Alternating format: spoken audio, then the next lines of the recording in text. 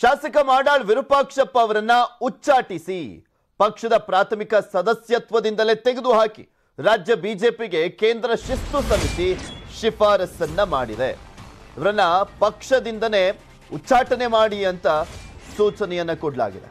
ಪಕ್ಷದ ಪ್ರಾಥಮಿಕ ಸದಸ್ಯತ್ವದಿಂದಲೇ ತೆಗೆದುಹಾಕಿ ಅಂತ ಕೆಎಸ್ಡಿಎಲ್ ಹಗರಣದಲ್ಲಿ ಸಿಲುಕಿರುವಂತ ಮಾಡಾಳ್ ವಿರೂಪಾಕ್ಷಪ್ಪ, ಅದರ ಜೊತೆಗೆ ಮನೆಯಲ್ಲಿ ಯಾವುದೇ ಲೆಕ್ಕ ಇಲ್ಲದಂತ 6 ಕೋಟಿ ಹಣ ಕೂಡ ಸಿಕ್ಕಿತ್ತು ಅವರ ಮಗನ ಮನೆಯಲ್ಲಿ. ಸೊ ಹೀಗಾಗಿ ಅವರ ಕುಟುಂಬಕ್ಕೂ ಕೂಡ ಟಿಕೆಟ್ ಅನ್ನ ಕೊಡಬೇಡಿ, ಬಿಜೆಪಿ ಕೇಂದ್ರ ಶಿಸ್ತು ಸಮಿತಿಯಿಂದ ಖಡಕ್ ಆದಂತ ಸೂಚನೆ ಹೋಗಿದೆ.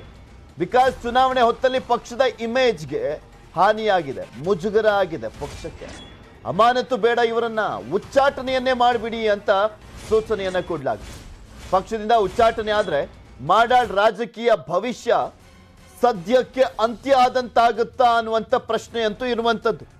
ಮಾಡಾಳ್ ವಿರೂಪಾಕ್ಷಪ್ಪ ಆಕ್ಚುಲಿ ಈ ಬಾರಿ ನನಗೇನು ಟಿಕೆಟ್ ಬೇಡ, ನನ್ನ ಮಗನ್ ಕೊಡಿ ಅನ್ನುವ ರೀತಿಯಾದಂಥ ಒಂದು ನಿರ್ಧಾರಕ್ಕೆ ಬಂದಿದ್ರು. ಈಗ ಈ ಒಂದು ಹಗರಣದಿಂದ ಅವರ ಮಗನಿಗೂ ಕೂಡ ಟಿಕೆಟ್ ಮಿಸ್ ಆಗುತ್ತಾ ಅನ್ನುವಂಥ ಒಂದು ಪ್ರಶ್ನೆ ಎದ್ದಿರುವಂಥದ್ದು. ಬಿಕಾಸ್ ಇಲ್ಲಿ ಮೈನ್ ಆಗಿ ಮಾಡಾಳ್ ಮಲ್ಲಿಕಾರ್ಜುನ ಚನ್ನಗಿರಿ ಕ್ಷೇತ್ರದಲ್ಲಿ ಓಡಾಡ್ತಾ ಇದ್ರು.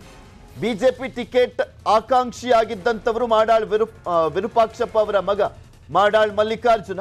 ಬಟ್ ಈಗ ಈ ಒಂದು ಉಚ್ಚಾಟನೆಯ ಪರಿಣಾಮ ಅನ್ನುವಂಥದ್ದು ಅವರ ಕುಟುಂಬದ ಮೇಲೂ ಕೂಡ ಆಗುವಂತ ಸಾಧ್ಯತೆ ಇದೆ. ಅಂದ್ರೆ ಅವರ ಕುಟುಂಬಕ್ಕೂ ಟಿಕೆಟ್ ಕೊಡೋದು ಬೇಡ, ಬರೀ ವಿರೂಪಾಕ್ಷಪ್ಪ ಮೇಲೆ ಆಕ್ಷನ್ ತೆಗೆದುಕೊಳ್ಳುವಂಥದ್ದಲ್ಲ, ಅವರ ಮಗ ಆಕಾಂಕ್ಷಿ ಆಗಿದ್ರೆ ಅವ್ರಿಗೂ ಟಿಕೆಟ್ ಬೇಡ ಅನ್ನುವಂಥ ನಿಲುವನ್ನ ತೆಗೆದುಕೊಂಡಿರುವ ರೀತಿ ಕಾಣಿಸ್ತಾ ಇದೆ ಬಿಜೆಪಿ ಹೈಕಮಾಂಡ್.